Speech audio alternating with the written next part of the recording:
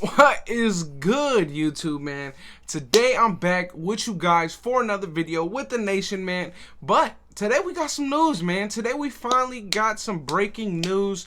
And I mean, we got three changes, man. Three pretty big changes, but really quick, I have to give out a shout out to Icy Nate. He is the creator of the thumbnail of today's video, and go check out his YouTube channel. He is also making YouTube videos, so go check his YouTube page out. I believe it's icy_Nate. Go check him out. But let's get into today's video, man. So we got the departure of Kyle Slaughter, Arden, and Maurice Hurst, right?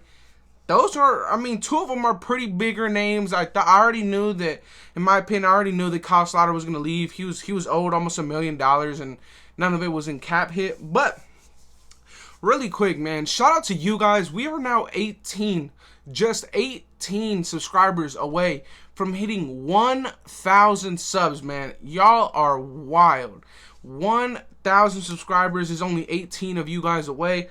And this last video is about to reach 1,000 views, so shout out to you guys. But let's get into this, right? So with the departure of Kyle Slaughter, we saved around roughly $1 million. With the departure of Arden, we saved roughly $2.2 million.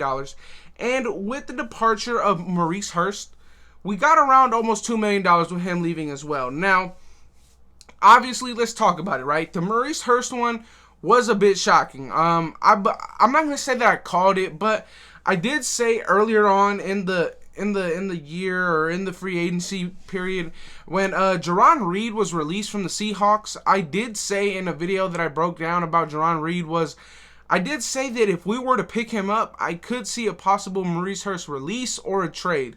Now, I'm not sure if this is official, so I'm really hoping that we can, obviously, I'm fine with releasing Arden, but I really hope that we could possibly get some compensation for Maurice Hurst. I'd take a 5th rounder, 6th rounder, 7th rounder, something for Maurice Hurst, instead of just letting him walk. You know, I mean, we were able to salvage a 5th round pick for Gabe Jackson. We got a 3rd for Rodney Hudson. I believe we traded Trent Brown for, I think, like 2 5ths or something like that. So I really hope that we can do this. And also what this shows me is that I think possibly Jalen Richard is going to be on this roster, man. His $3 million deal, I think, is going to stay on the roster, right? Like, you could have cut him and you could have saved Maurice Hurst, right? And, I mean, I don't really know, but with Maurice Hurst, right, he's had his years, right? And I think the most interesting stat with Maurice Hurst was, shout out to Raiders Scout and Icy Nate. I believe they were the ones that said that with 25% of the snaps last year for Maurice Hurst, he had 25% of the snaps and had half the sack, right? And I believe that Kendall Vickers had 29% of the snaps and he had 2 sacks, right? We saw him get 2 sacks last year. So, I mean, that could be a thing, right? That could be a pretty big thing. Who knows, right? Let me just turn on this camera really quick. But yeah, I mean, that could be a thing, right? I mean, that could honestly be a thing. I don't know why we couldn't possibly get maybe a little bit of compensation for Maurice Hurst. Maybe we can, right? Maybe it's not officially done, right? Hopefully it isn't. In my opinion, I really hope that it isn't done officially, because I would like to get something for Maurice Hurst. I mean, I think he has talent. I think he knows he's talented, and I think we can get something for him. But the release that I'm actually pretty excited about is the release of Arden. You know, there's been, I guess it was Snapchat DMs of him and a fan saying that once he leaves, he's gonna put up big numbers, and it's not a coincidence that everybody that leaves the Raiders does better and all this kind of stuff. You know, and that kind of stuff nobody wants to see, especially from, you know, a Raider fan, right? And you see that a player is doing that kind of stuff. I mean, Arden never deserved that 99. That 99 is a very big number, in my opinion. I mean, you look at the legacy of that number 99, not just with the Raiders, but in all of football. That used to be a number that was earned, right? And to give Arden that number, he never deserved it, right? And I'm glad to see his departure, not because it saved us $2.2 million, but because we can give that number back to Clelin Ferrell, who I do believe deserves it a little bit more, right? I mean, that's the number that he wore in college. I've been saying this. I would love to see Clelin Ferrell in that 99 again, but I do know that Clelin Ferrell, along with his Raiders tattoo, did get that number 96 tattooed on his arm as well. So who knows, right? Who knows if he'll do that? But, I mean, I'm fine with it. I'm fine with that release. 110% of Arden Key. I mean, he didn't do anything, right? I mean, he had his chances. He had his opportunities, and he just couldn't get it done, right? And I understand it's the NFL. It's really hard. But I really hope that Maurice Hurst, he's the definition of once a Raider, always a Raider, man. I hope he goes to a team that can give him a bit more of the snap count that we couldn't give him. I hope that he goes to a different team and succeeds, right? I really like Maurice Hurst. But what this is showing me now is that they have a lot of promise shown in David Irving and Solomon Thomas and Quentin Jefferson and Darius Falone and who else? Kendall Vickers. I mean, there's a lot of options out there. And with the release of Arden Key, I wouldn't be surprised, and I actually wouldn't be mad at possibly bringing back Vic Beasley. I mean, we couldn't bring back Takk McKinley.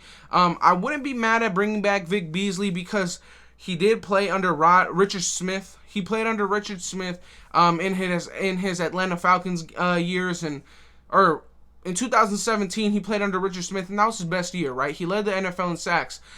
So if we were able to get Richard Smith and Vic Beasley together, I'm assuming for under $2 million, I'd take it. I'd do it. But what this all is showing me, right? Like I said earlier in the video, you could have just cut Jalen Richard, and you would have had close to enough of the money for the draft, right? So what this is showing me is that we're possibly making these moves to go out and get a player. And one person who spent a lot of time in these recent days, in these recent weeks in Vegas is Richard Sherman, right? And you guys all know how I feel about Richard Sherman. I like Richard Sherman. I want Richard Sherman. Maybe we can be going out and getting a Brian Poole, right? Brian Poole, in my opinion, is a top 7 slot corner. I like it, right?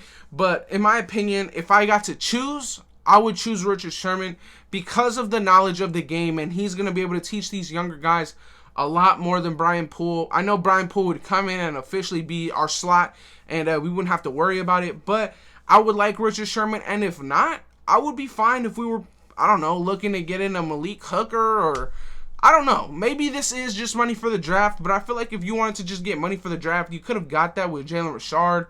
I don't know. I'm really excited. I think that a guy who's still out there is Jurrell Casey. He played with the Broncos and he played with the Titans, and he's a guy that I like a lot. He can play the nose. I mean, he can play it, but I think his best is at the 3 technique as well for Jurrell Casey. But I really like Jurrell Casey. If maybe we're making a move to bring in another veteran defensive tackle, I think Jurrell Casey would be a good fit in my opinion.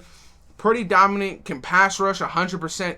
Can pass rush really well, a good run stopper, but the thing is Jurrell Casey is better suited for a 3-4, which is fine because in the system it's very similar, right? But like I said, if we were able to get a Richard Sherman, man, I would be hyped because, I mean, I just like the fact of his knowledge. It's a huge part in his game, in my opinion, right? I really like Richard Sherman.